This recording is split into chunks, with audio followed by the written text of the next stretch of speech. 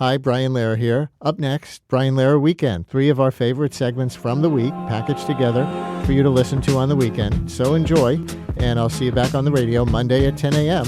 on WNYC and WNYC.org.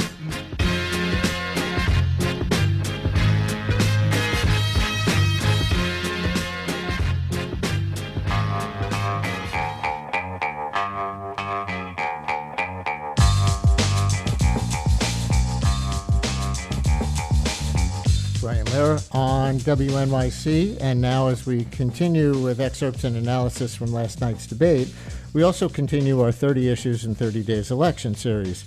Let the corporate media focus mostly on the horse race. We continue on New York Public Radio to center the issues that will affect all our lives and compare the candidates on those for Mayor of New York and Governor of New Jersey. Today it's issue 22.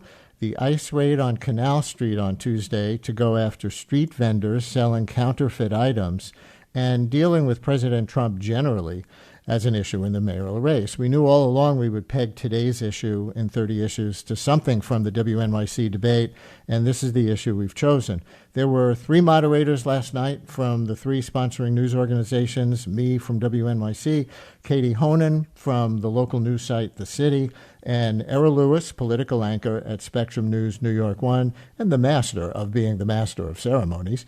Errol joins us now to discuss that opening segment of the debate that he presided over. Errol, I know you're on the air a lot today with your own post-debate stuff, so thanks for giving us some time. Welcome back to WNYC. Absolutely. Great to be with you, Brian. The first excerpt includes Cuomo and Mamdani both rejecting the ICE raid. Cuomo speaks first. We don't need ICE to do quality of life crimes. We don't need them to worry about illegal vendors. That's a basic policing function for NYPD, Consumer Affairs, etc. I would have called the president and I would have said, look, you're way out of bounds. They're way out of bounds. Call them back or I'm going to have the NYPD step in and stop them, because this is not their jurisdiction. You're in the city of New York. Okay. Mr. Mamdani. ICE is a reckless entity that cares little for the law and even less for the people that they're supposed to serve. What we need to be doing here in our city is to end the chapter of collaboration between City Hall and the federal government, which we've seen under Mayor Adams. What we need to do is actually pass the street vending reform bills that have been in the city council, some of which that this mayor has actually overridden. That's an example of how we can both protect street vendors, ensure quality of life, and leave no stone unturned in delivering for the people of this city, as opposed to working with a president who is looking to declare war on those same people. Cuomo and Mamdani. Will get to Curtis Sliwa in a minute. Errol, the first thing to notice, perhaps, though, is that all 3 candidates rejected the raid, even the Republican Sliwa. But how did you hear the different emphases there between Cuomo and Mamdani? Well, interesting. You know, the things that Cuomo said were about how he handled sticky relationships with the president back during the first Trump term. And so it's hard to remember the specifics of it, but it certainly sounded credible. The Sliwa response, though, which was that you've got to bargain with him and that you're coming in with a weak hand, it sounds similar in some respects, but he's really sort of suggesting a much less confrontational initial engagement with the Trump White House. And for, those of us who've been watching this play out in other cities, that does not sound like very good advice on some level, right? I mean, there's no amount of cooperation. I mean, we currently have a mayor in the form of Eric Adams who's offered extraordinary levels of coordination and cooperation with the White House, and we still got the ICE raid. So it's not clear that the Sliwa approach would work, but he certainly seemed to be suggesting kind of more of the same of the Adams approach. One of the things about the ICE raid is that the city, meaning the Adams administration, made very clear that the NYPD did not participate in Tuesday's raid. Did you notice in that answer that Cuomo even threatened to have the NYPD step in and stop ICE? So I'm curious with you, and I know you have, police background in your family. Do you have any sense of what that kind of law enforcement on law enforcement would look like? I was dying to follow up with it, and as you know, Brian, everything was about, well, if we only had more time, we would I have, know. done this, that, or the other. That was one though I really did, kind of had to let go, and I didn't want to. But yeah, I think it would be just as blunt and dangerous and fraught as you can imagine. There were 33,000 cops, and if the local precinct commander ordered, I don't know, 200 or 300 of them to block both ends of Canal Street and not let ICE continue its operation, I'm not sure what would happen, but they would certainly be within their rights. That there could be a jurisdictional dispute that is generated or at least played out by the NYPD. They do it all the time. It's not unheard of. It would, again, be fraught. It would be dangerous. All of these people have guns, and they think they have authority.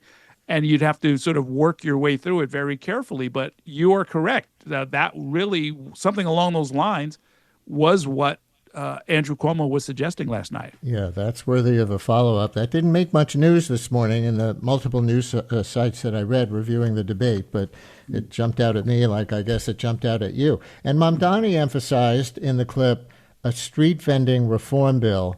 Do you know how that would have changed the reason or excuse that ICE had for this aggressive sweep against people who are just working peacefully, not committing violent crimes, which is what they say their mission is?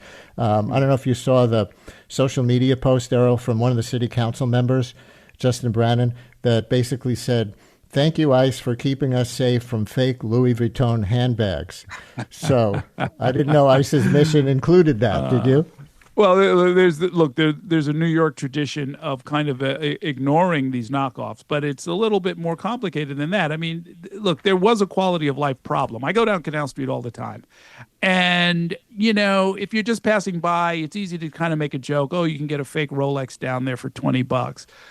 If you live there, it's a whole different story. And the reality is, I don't know if Canal Street would necessarily be an exception, but every other place where you see this kind of stuff, there's also more serious crime taking place behind the facade of the jokey kind of counterfeiting, right? There's drug sales, there's other things that are going on, and the reality is you have to have some kind of a policy, whatever the policy is going to be. If the policy is we're going to just let it run out of control until there's a violent crime, which seems to be the default mode, but unfortunately. Primarily that's for the city, though. Not the Well, federal yeah, government. absolutely. But, because it was a two-part question. There are those who think that the ICE raid was unjustified just because they don't like to see ICE here hassling immigrant New Yorkers. There are others, though, at the local level, where we all come from as journalists, who would say that this was a quality of life hassle, that there were people trying to walk up and down Canal Street, trying to do business up and down Canal Street, who are constantly being interfered with by these people who have overrun it and who are committing crimes, and that there's definitely something to that. Let's play another clip from that part of the debate. This one is longer, about 4 minutes, as you expanded the topic to dealing with President Trump generally. And listeners, this begins with Errol's question. President Trump has been commenting on this race and all of you on a regular basis. He's been less than glowing when talking about each of you, especially you, Mr. Mamdani. I'd like you each to describe whatever combination of defiance, diplomacy, and cooperation you will use as mayor if President Trump continues to increase the federal government's role in the affairs of our city while also threatening to decrease funding. Start with you this time, Mr. Sliwa. Well, both my adversaries have decided to bump chests with President Trump to prove who's more macho. You can't beat Trump. He holds most of the cards. He's already cut federal funding for Medicaid, for the SNAP program, and is threatening to cut funds for NYCHA. So if you're all of a sudden going to get adversarial, you're going to lose. And who gets hurt? The people of New York City. With Trump, it's always the art of the deal. You have to go, you have to try to negotiate, whether it's with his minions or himself. He'll want you to give in order to get a little bit. But if you immediately act like you're going to take him on, like, it's going to be a one-on-one fight, we're going to lose. All the people in New York City are going to lose. You have to be able to show respect. And I think if you show respect, you'll get respect and you'll protect the New Yorkers who are so desperately in need of federal funds. What's the good of it? They'll bump chest with Donald Trump. They won't get the money, and then they'll blame Donald Trump. I will negotiate with Donald Trump and try to get the best deal possible for our poor and indigent citizens. Okay, Mr. Cuomo. Yeah, the difference on this question is I've actually lived it, and I've done it with President Trump over many years through the most difficult situation that this country has gone through, COVID plus. You're wrong. You're going to have to confront President Trump. He is hyper-aggressive, and he is going to overstep his bounds. And you are going to have to confront him. And you can beat him. I confronted him, and I have beaten him. He was going to quarantine New York during COVID, and I stopped him. He was going to cut aid to federal programs, and I stopped him. But you also want to be in a place where you can cooperate on good things, because we need federal help if we're going to save our city and rebuild our city. President Trump has to respect you. He sent the National Guard into 20 cities. City he didn't send it into? New York. Because I talked to him and I said, we don't need you here. He has said he'll take over New York if Mamdani wins, and he will, because he has no respect for him. He thinks he's a kid and he's going to knock him on his tuchus. So it is a balance, but you're going to have to be adversarial when you need to, but you want to cooperate to get good things done in this city, and you need federal help. Mamdani. We first just heard from the Republican candidate for mayor, and then we heard from Donald Trump's puppet himself, Andrew Cuomo. You could turn on TV any day of the week, and you will hear Donald Trump share that his pick for mayor is Andrew Cuomo. And he wants Andrew Cuomo to be the mayor, not because it will be good for New Yorkers, but because it will be good for him. Look, Donald Trump ran on 3 promises. He ran on creating the single largest deportation force in American history. He ran on going after his political enemies, and he ran on lowering the cost of living. If he wants to talk to me about the 3rd piece of that agenda, I will always be ready and willing. But if he wants to talk about how to pursue the 1st and 2nd piece of that agenda at the expense of New Yorkers, I will fight him every single step of the way. All right, and for those of you who just joined us, the candidates in the mayoral debate last night with moderator Errol Lewis. Errol, this brought out some major lines of attack between Cuomo and Mamdani, and a way that Sliwa was trying to distinguish himself from either of them. Cuomo argues that Trump wants Mamdani to win, so Trump can use him as a foil nationally in the midterm congressional elections next year. Also that Trump will see Mamdani as a kid and roll over him, and therefore roll over the city. Mamdani argues that Cuomo is, quote, Donald Trump's puppet, as he called him there. I'm curious if you have a take, and listeners will decide, which of those things, voters will decide which of those resonates with them. But do you have a take on whether, from Trump's perspective, because you also do national analysis, he ordered this raid, which he knew would inspire protests on the day before the debate to influence the debate? I don't know that they have that level of tight control over their various actions. I'd be a little surprised if it was that pinpointed. If they wanted it to definitely impact the debate, it could have been considerably more disruptive, to be honest. Or it could have been done in such a high-profile way that it would have been national or even international news, even more so than what we saw. I do think it is telling that we had to, at the very start of the debate, take into account the politics of Donald Trump and what he is trying to do to our city and to other cities. That in itself tells you how serious this is, that your question could even be raised. Are they plotting it to that degree? We know that they're trying to involve themselves in the outcome of our election, which is really very different than anything we've seen before, and actually using the tools of government to do so, and having people, kind of locked up and knocked around in the process. It's a really kind of new and ugly reality that we're going to have to deal with in this and maybe subsequent elections.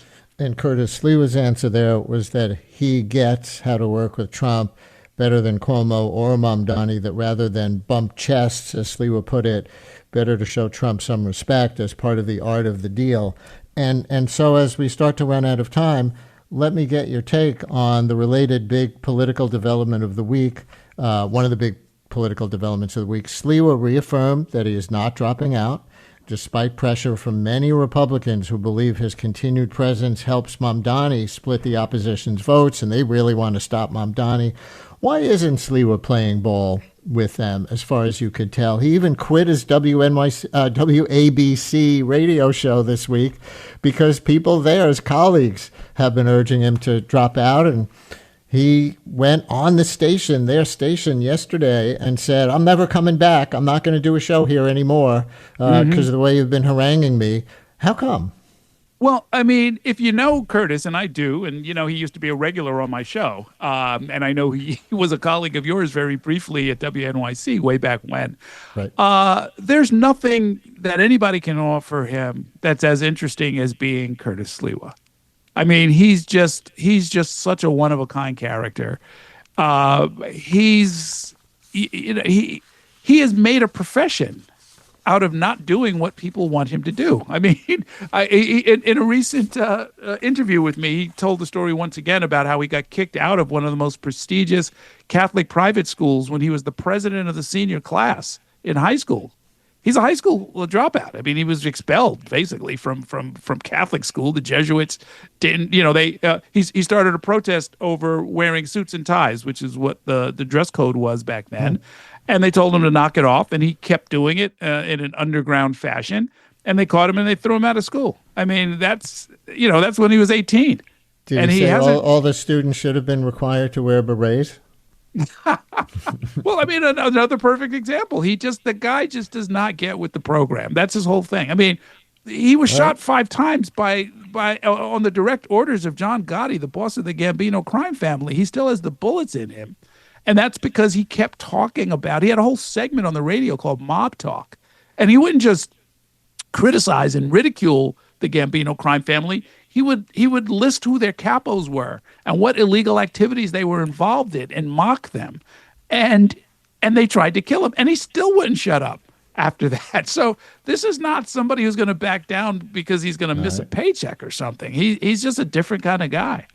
Errol Lewis, political anchor at New York One. Great job leading the proceeding last night. And thanks for coming on this morning. Great working with you once again. We got another one in the books, Brian. Thank you. And listeners, that's also issue 22 in our 30 Issues in 30 Days election series, the ICE raid on Canal Street on Tuesday, and dealing with President Trump generally as an issue in the mayoral race.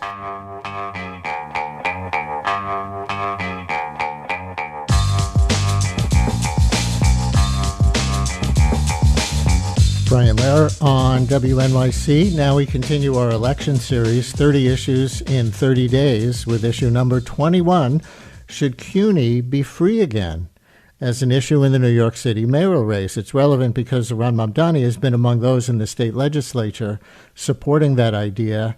You know, for decades, the City University of New York was free, and that was a point of pride for a city that saw higher education as a public good. Full disclosure, my own parents, who both grew up poor in the South Bronx, both went to City College for free and wound up in the middle class, to my advantage, of course. Could their parents have paid any tuition? I don't know, but I don't think so.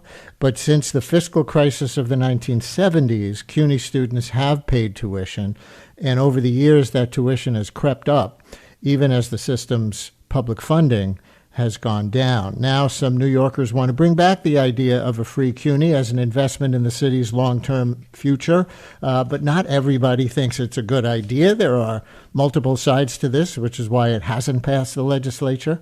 State Senator Andrew Gennardis has been one of the leading voices pushing for that return. He has argued for years that a tuition-free, well-funded CUNY is a way to lift families into the middle class today, strengthen the local workforce, and keep more talent right here in New York. But the idea obviously comes with a price tag, either worth the cost or not, when New York has so many other urgent needs. So can we afford to make CUNY free again? And what would that actually look like in practice? So joining us now for, in this case, an advocate segment is State Senator Gennardis, who represents New York's 26th district and co-sponsors the New Deal for CUNY bill, as they call it, which would restore free tuition and expand support for students and faculty across the system. Senator Gennardis, welcome back to WNYC. Thanks. Good morning, Brian. What would it mean? How would it work to make CUNY free again?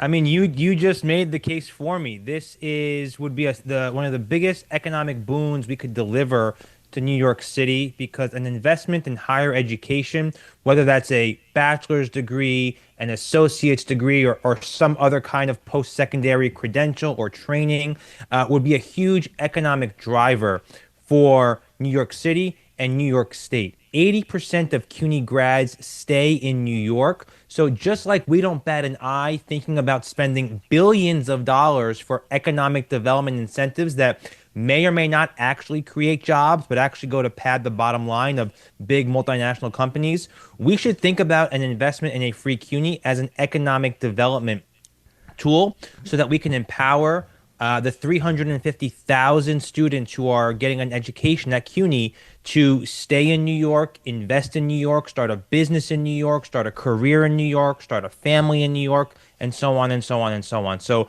I think there's a huge potential here for us to get back to our roots as to what CUNY was originally founded to be, which is the Free People's University, help working class families who are struggling to make it into the middle class, and create a pathway towards an economic boon that has a proven track record of results. Yeah, but, and doing this job, I'm in the yeah, but business when we talk about contentious issues. Yeah, but for a lot of people, free college sounds great in theory, but impossible in practice. How much would it cost?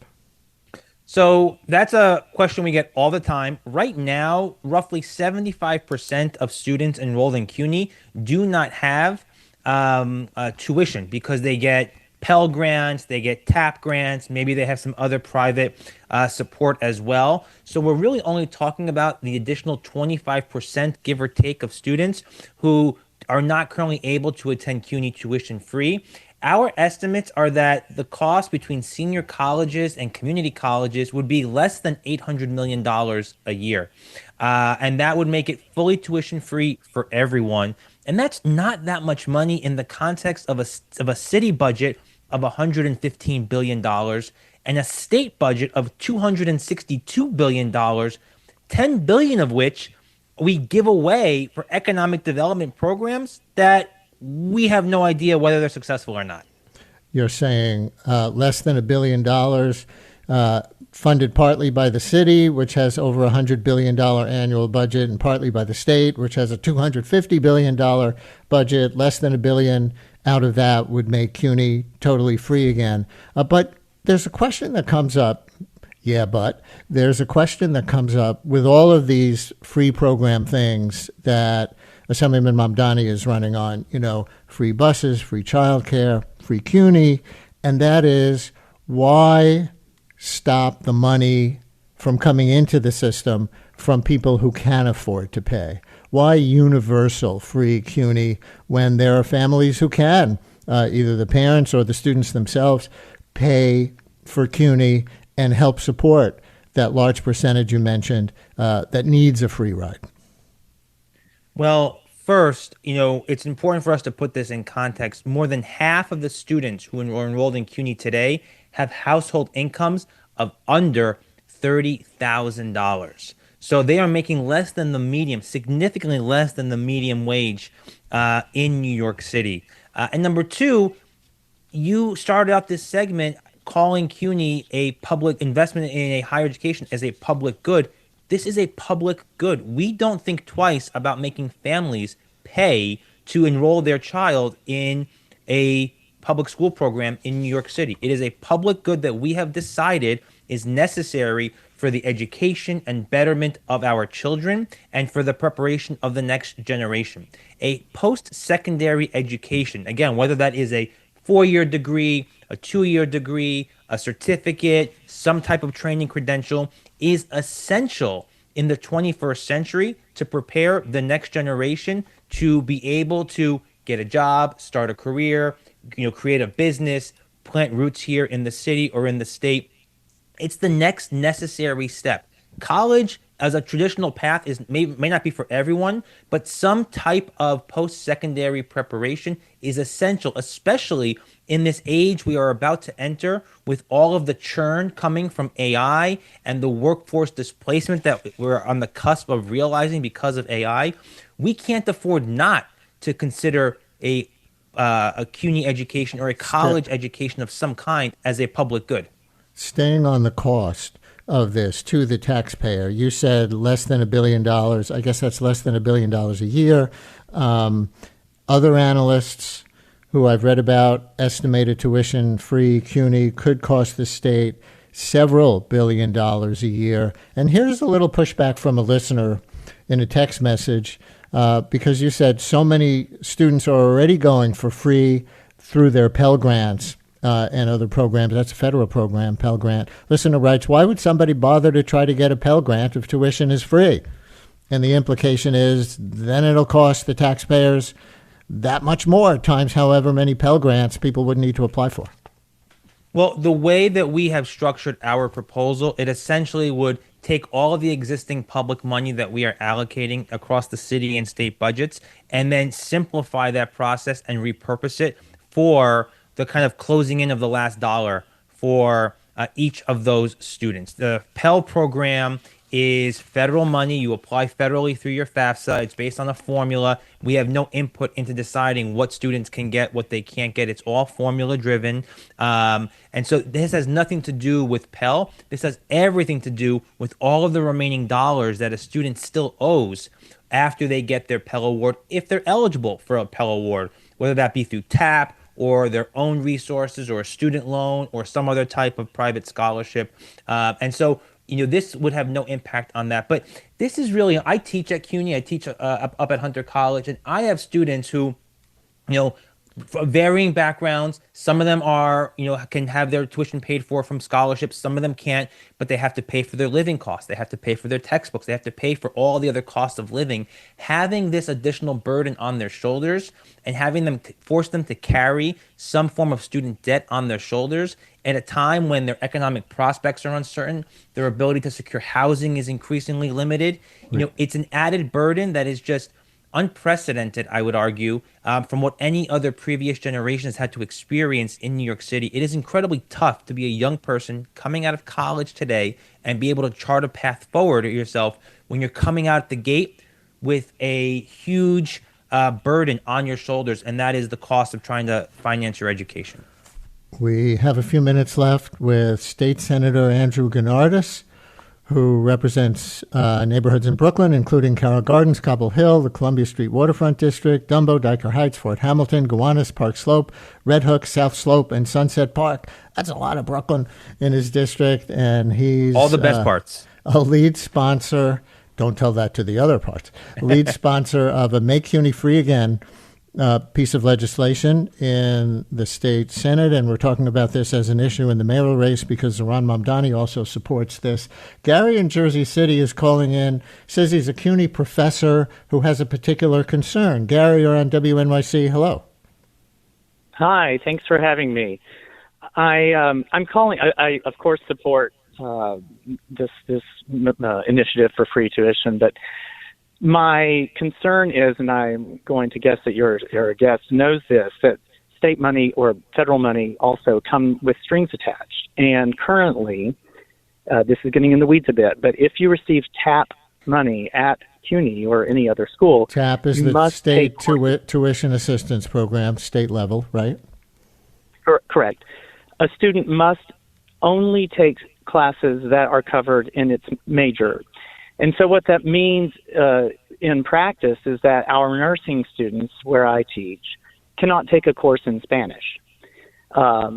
This has become, we try to find workarounds and loopholes, but this has become increasingly difficult for us to uphold the notion of a liberal arts education, or even what I would call important education in terms of, well, liberal arts are important, but also in terms of practical education, in terms of foreign language for healthcare professionals, for example. Yeah, certainly that would be relevant to a nurse in our area. But are you saying that if they want to take other liberal arts courses outside their major, and I don't know, maybe they're required. I don't know if you have a kind of core curriculum at your CUNY school, that everybody has to take a little bit of something so they come out educated, not just in their future vocation, but they have to pay for those courses out of pocket, Gary?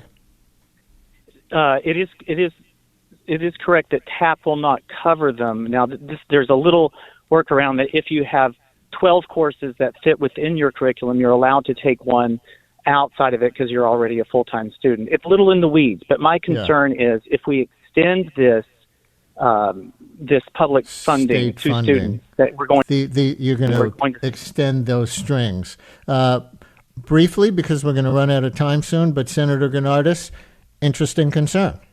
Yeah, well, I would say, first of all, this just proves the point of how our convoluted and complicated existing system makes it difficult for students to be able to figure out how to finance their education. Our proposal seeks to make it easier for students to be able to benefit from programs like this. And then secondly, TAP is a great program, but it needs a lot of reform. Over the last couple of years, we've been chipping away at some of the ways of making TAP available to more students, to part-time students, to students not seeking full-time degrees. So we have been making progress in reforming TAP. There's still more work to be done here. And I think the concerns you speak to are a great example of what types of things we have left on our to-do list that we need to tackle. I want to raise one other argument that people make against this, which is that when students pay even a small amount, they're more likely to take school seriously and finish. And it does take CUNY students, because of a lot of life circumstances, very frequently more than 4 years to finish. And there's, I don't know what the rate is, but there is a certain significant dropout rate. Do you think there's no truth to that when students pay even a small amount, they're more likely to take school seriously and finish? Well, I think the stats you cite actually apply to more than just CUNY students. I think it's normal now for any type of college student to take more than 4 years. Some take 5, some take 6, which is why we expanded TAP to include up to 6 years of coverage. But it's not just the cost of tuition. There are books, there are fees, there's all these other costs that students have to pay in order to finance their education. And Brian, I've been teaching at Hunter for the last couple of years.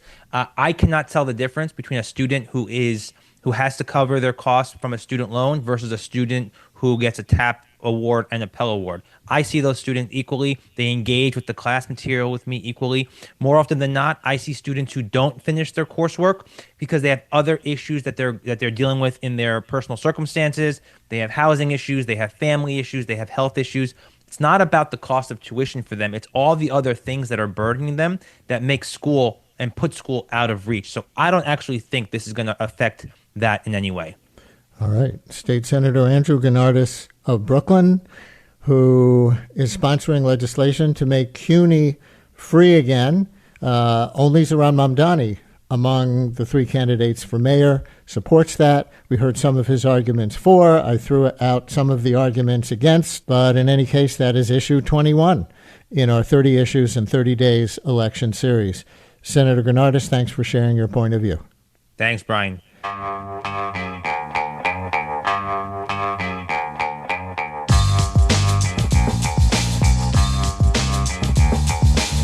Brian Lehrer on WNYC. Now we continue our 30 Issues in 30 Days election series. Let the corporate media focus mostly on the horse race.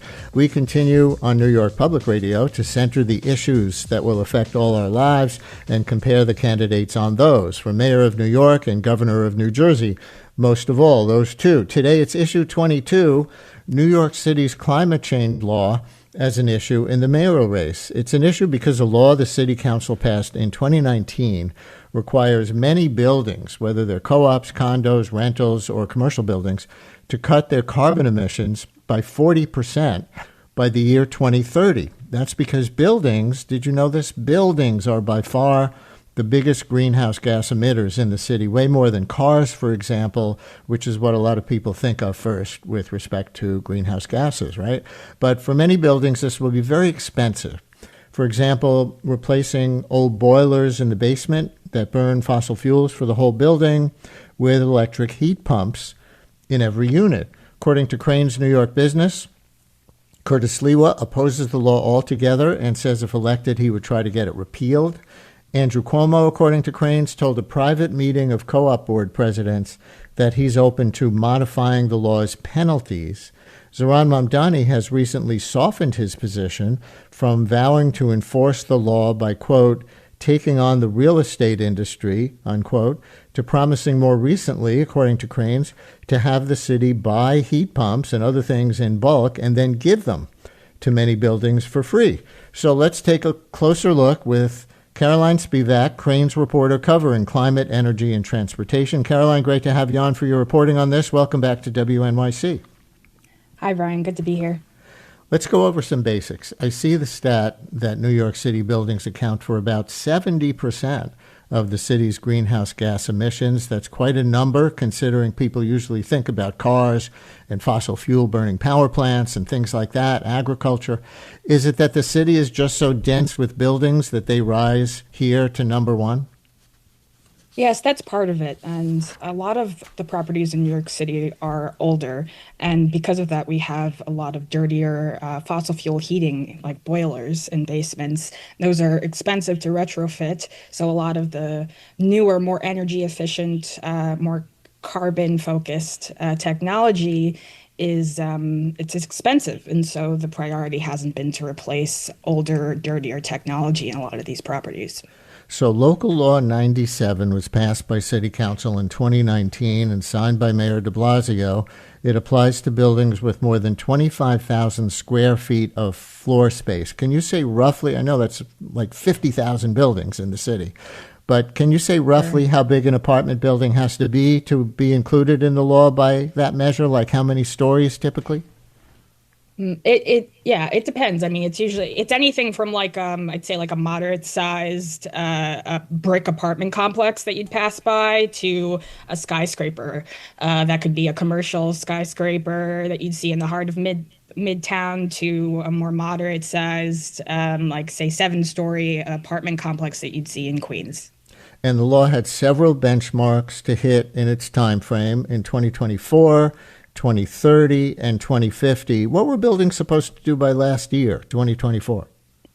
Yeah, 2024 is really the first year that this law takes effect in terms of property owners having to actually monitor their carbon emissions and then, as of this year, begin to report that to the Department of Buildings. So last year it was really when some more modest carbon reductions need to take place for buildings. For a lot of properties, that meant replacing lighting with more efficient LED lighting, making sure their windows were insulated. Some pretty moderate things to just start to chip away at those carbon emissions for buildings. But the real challenge, the real big upgrades or retrofits, I should say, are really going to start happening now as people are looking towards complying with that 40% cut by 2030, as you mentioned. And there are also more aggressive penalties, as I understand, that take place in 2030 if you're not in compliance. Do you have some of the numbers on those? Yeah, so for property owners, for every metric ton of carbon emissions that a property owner exceeds their limit, and each limit is going to be different for the property, it's calculated per property, it'll be a fee of $268 per that metric ton of carbon over the limit. And that can quickly add up to tens of thousands to even millions of dollars, depending on the building. Like, say, if we're talking about a commercial skyscraper that's over its emissions, that's a lot of carbon, that can translate to a lot of money. And what are landlords and co-ops and condo boards saying about the 2030 deadline and penalties? How varied are their concerns or support? Yeah, I think across the board, what I hear when I talk to property owners is that, they understand the law, they agree with the spirit of it, but they feel like they need more help and more time. They feel like they need more financial support, especially owners of more low and middle income housing. They feel that they just need more financial support, more assistance from the city to get a hold of the technologies. Some of these technologies are very expensive when it comes to, say, upgrading a boiler to an electric heat pump. That's something that can cost tens of thousands of dollars. And if you have a lot of properties, that quickly adds up. So what I've heard is that they understand why this is a law. They believe in the spirit of it, but they need more assistance from the city to help them get to the finish line. If you're just joining us, folks, we're in our 30 Issues in 30 Days election series, issue 22, Local Law 97 regarding climate change as an issue in the New York City mayoral race. And this is also our Health and Climate Tuesday section of the show. Many of you know we do a health and or climate-oriented segment every Tuesday, at least every Tuesday, to make sure that with all the other things that are always going on in the world, that those topics don't get left on the side. So we have Health and Climate Tuesdays every Tuesday on the Brian Lehrer Show. And for today, it's this edition of 30 Issues in 30 Days.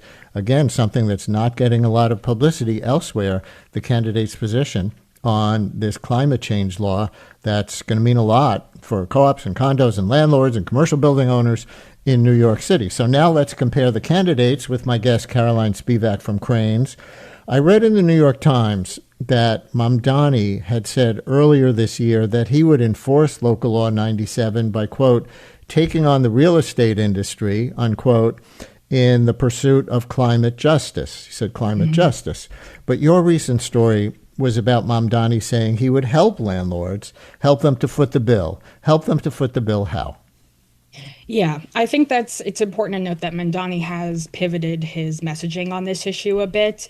Like you said earlier in the year, there was more of a focus in his rhetoric on enforcement, and now he's turning more towards, okay, what are some policies I can put forward to potentially help property owners that are trying to comply with this law? And one thing he has said is right now, New York City runs something called the NYC Accelerator. It's basically a program that provides free guidance to landlords on how to retrofit their properties. It doesn't give them, the free support on actually doing those retrofits, but it gives them a play-by-play of here's how you do this.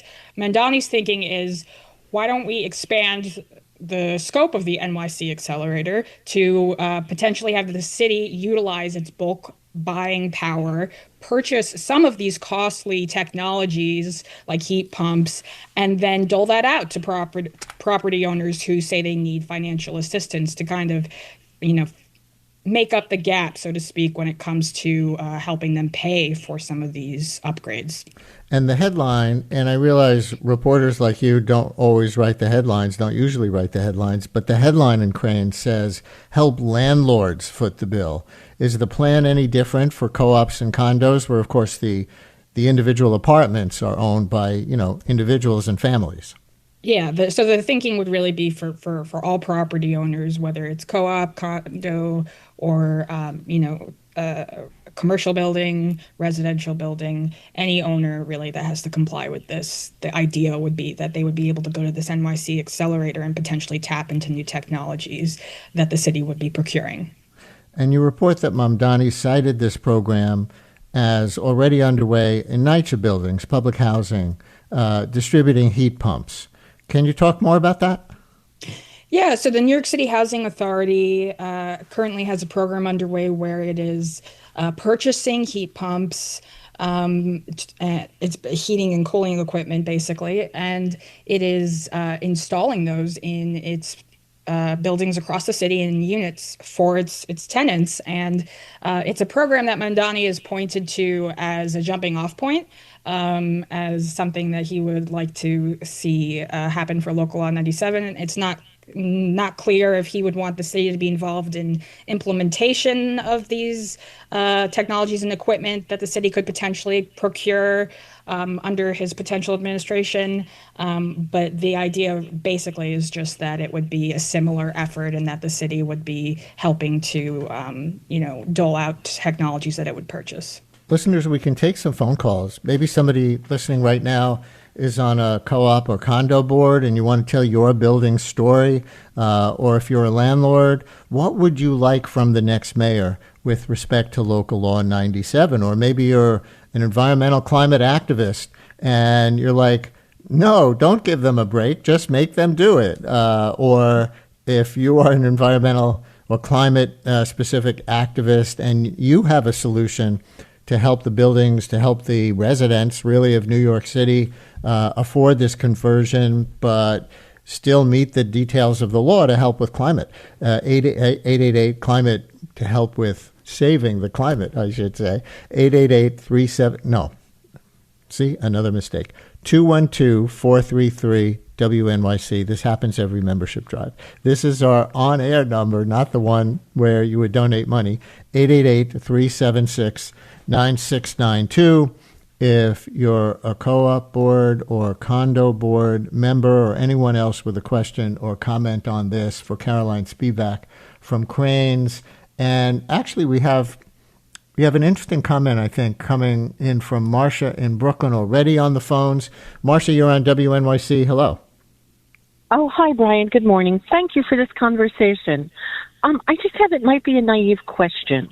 Why are we not asking the profiteers from the fossil fuel industries, including the offshore United Kingdom company, National Grid, and others, to, after net profits, create a statewide, or New York City can be a model city attempting this, fund that would provide help to both condo co-op boards and private homeowners. And by the way, I am not an owner of anything. I'm a rent-stabilized tenant. But I sure would like whatever gives me heat to be sustainable or more sustainable. Marcia, thank you very much. And your landlord, even in a rent-stabilized building, if it's a big enough building, would be subject to this and might use it in front of the Rent Guidelines Board to help get a rent increase. So, these things trickle down to all kinds of tenants, including rent-stabilized. But it's an interesting question.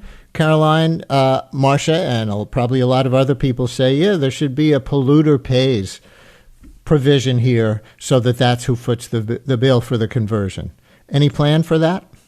Yeah, there isn't one now that's currently in the law as written, though amendments could be made. Basically, whoever is elected mayor would have to work with the city council to get an amendment to the law, but that's possible. I also would note that in Boston, where they have a similar building decarbonization law, they have a fund where it's a public fund to do just this, what you're talking about, Marcia, that would basically help property owners pay for some of these upgrades, and that funding can come from a variety of sources if that's something that New York City looked into amending the law down the road. Does the Mamdani campaign or do you at Cranes have any estimate of the cost of distributing how many heat pumps to how many buildings or other climate-friendly equipment? No cost estimate at the moment. We don't know exactly what type, other than heat pumps, exactly what types of technology this program could entail. And we don't know also if there's eligibility requirements that would come with this too for different building owners. So stay tuned on that. Let's go on to Andrew Cuomo. Your story says he privately told a co-op board president's group that he would seek to modify the law's penalties. How so, if you have specifics on that, like the current versus Cuomo proposed penalty schedule? Yeah, so basically the idea behind this is that there's been a lot of concern about this law, particularly from co-op and condo owners, and they have they've been very vocal. They filed a lawsuit that was unsuccessful against the law, and they've been very successful in getting attention to their cause. And, in their conversations with Cuomo, they stressed their concern, and Cuomo responded by saying that if he was elected mayor, one thing that he would do would be to ensure that the Department of Buildings, in its rulemaking for overseeing Local Law 97, would have more leniency for co-ops and condos. They're not exactly sure what the exact language of that would be. Another pathway that he could choose is, as if elected mayor, he could again work with the city council to make changes to the law. And I should also note that any sort of amendments to the law would be an uphill battle. It would just be a challenge, I'd say. Well, let's talk about the penalties for a second, because I've heard people say that for many buildings, the penalties as they are in the law, even as they are in the law, would be less onerous than the conversions to electric power. So they're already planning, some of them, to pay the fine as a cost of doing business, as a cost of keeping the status quo that's less economically painful. Does your reporting indicate that at all?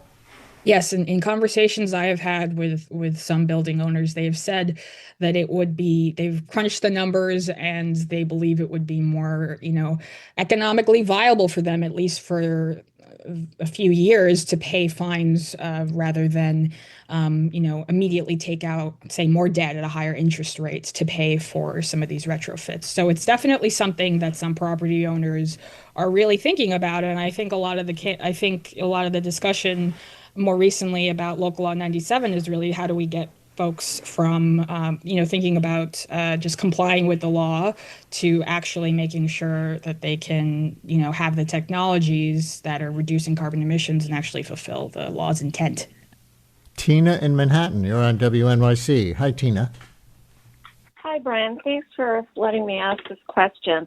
I've been wondering about this because some rent-stabilized or rent-controlled tenants have electricity included in their rents, and even if they don't, heat is always included in their rents. If they get a heat pump, presumably that electric bill goes to them. It's within their unit. And isn't that either a reduction in services, which complicates this whole thing for landlords, or I don't know, how do they manage that? Is all the electricity, even if you have your own electric bill, if you have a heat pump now, you have a higher electric bill. So yeah, that's a great question. Tenants often pay their own electricity, but not currently the heat, depending on the building, which comes from the boiler in the basement. So would this be putting burdens on individual, even rent stabilized tenants?